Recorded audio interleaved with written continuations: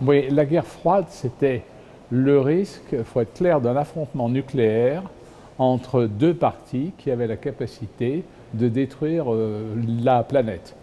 Euh, je crois qu'on n'est pas à ce stade dans une situation où la Chine peut être un adversaire militaire aussi dangereux pour les États-Unis que la Russie. La Chine a sûrement les potentialités pour devenir la première puissance mondiale à une échéance qui n'est pas, la date de 2049 qui a été mentionnée ce matin, moi je n'y attache pas plus d'importance que ça, parce que c'est une date qui a une valeur de propagande pour les Chinois, puisque c'est le centième anniversaire de la création de la République populaire de Chine en 1949. Mais au-delà de ça, il est vrai que dans tout un certain nombre de domaines, les Chinois font des progrès et deviennent effectivement un concurrent tout à fait significatif pour les États-Unis.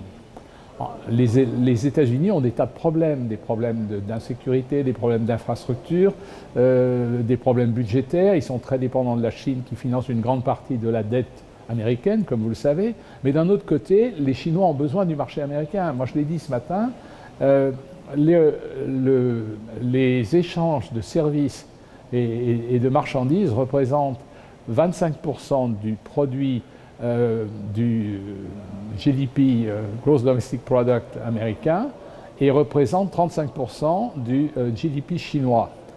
Ce qui veut dire quoi? Ce qui veut dire que dans le cadre d'une guerre commerciale, ne serait-ce qu'une guerre commerciale réelle, parce que pour l'instant on a des tarifs de part et d'autre, on a des procédures devant l'Organisation mondiale du commerce, enfin on n'est pas en guerre. Pour revenir à votre question, on n'est pas en guerre ni chaude ni froide. On est dans une situation de concurrence et d'agressivité.